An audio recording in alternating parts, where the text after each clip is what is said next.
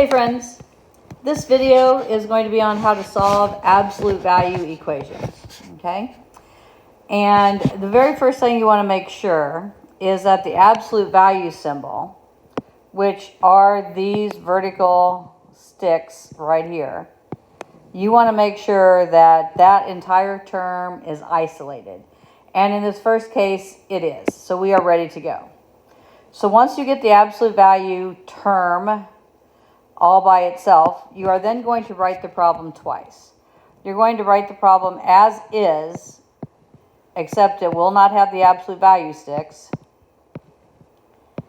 And then you're going to write the problem again exactly as is, except on the right-hand side, or the side of the equation that doesn't have the absolute value, you are going to take the opposite of what is there. So in this case, we're going to take the opposite of 44. So now we have two problems. So you're going to solve each problem just like you would any other algebraic equation that you're solving.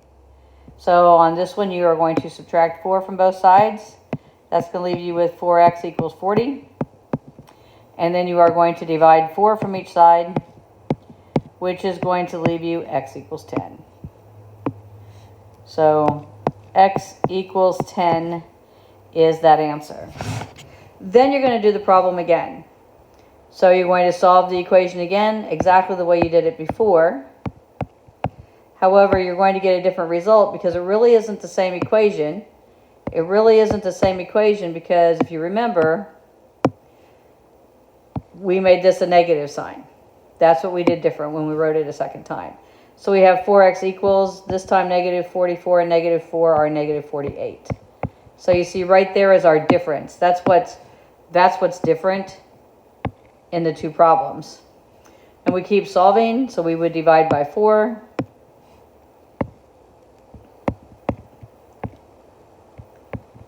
And then we would get x equals negative 12. So we have two answers. The two answers are x equals negative 12 and 10. If you wanted to check your answer, you certainly could.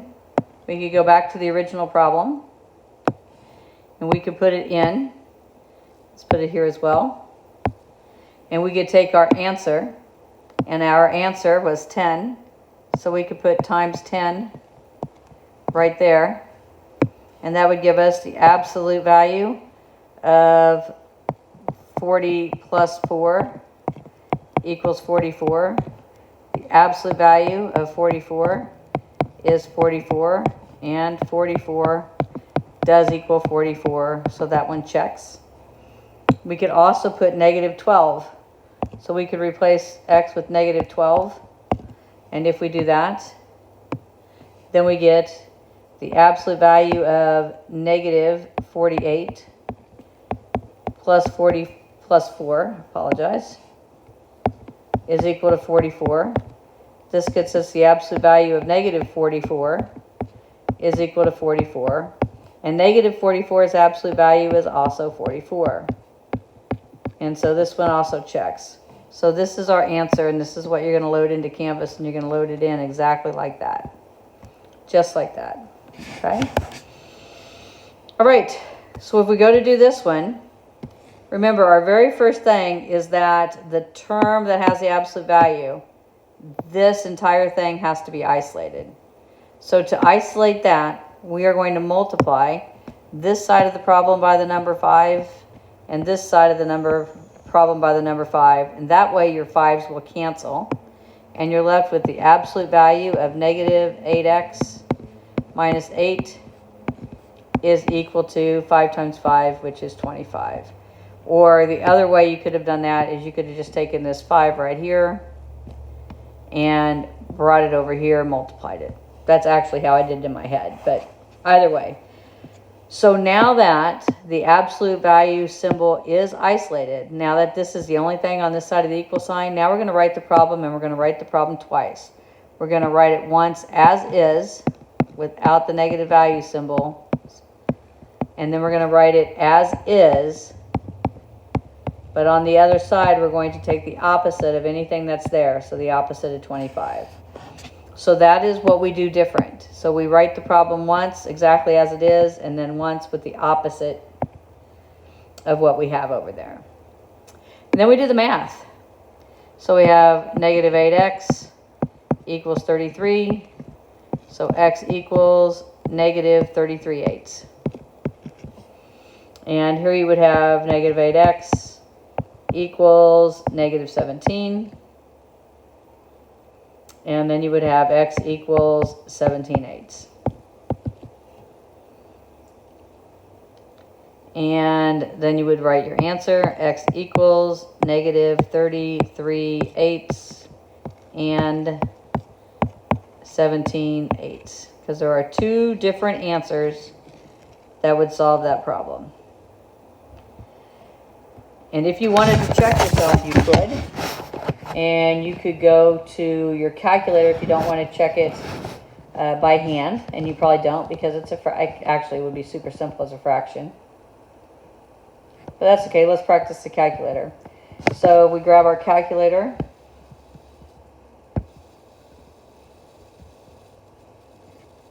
And our calculator has a fraction. And then the numerator of the fraction has an absolute value. That is the math key. Arrow to the right for the numbers, and then hit enter. There you have the absolute value. And it says 8 times negative, what was our answer, 33/7? Negative 33/8, my bad.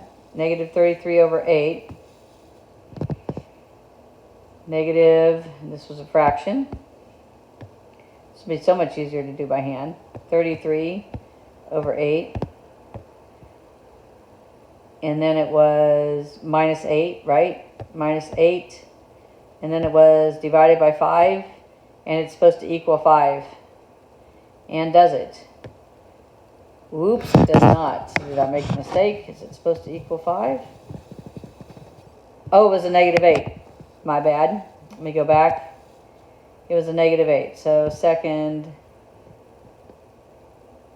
enter. And I'm going to back up because I typed the problem in incorrectly. Up.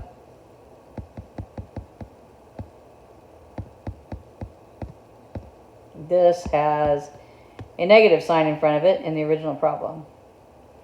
Now we hit enter, and voila, it equals 5.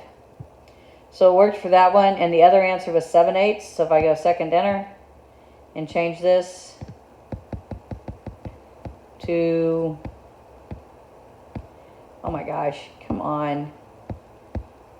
I am rusty on my calculator skills. Delete that. Delete that. I want to make sure the answer was 7/8. Maybe it was 17/8. Was it 17/8? Help me. It was 17/8. It was 17/8. So I need to insert a 1. So I have 17/8. And this one also should equal 5. And it does. So it works. So we know we are correct. You don't have to check your work on those, but it doesn't hurt. You do have to write your answer least to greatest, and a negative 33/8 has to be smaller than a positive 17/8. Okay, so we go to do this one. Again, to solve an absolute value problem, the absolute value must be isolated. So everybody else has to move. So the first thing we do is we move the 9. Then we divide by 2.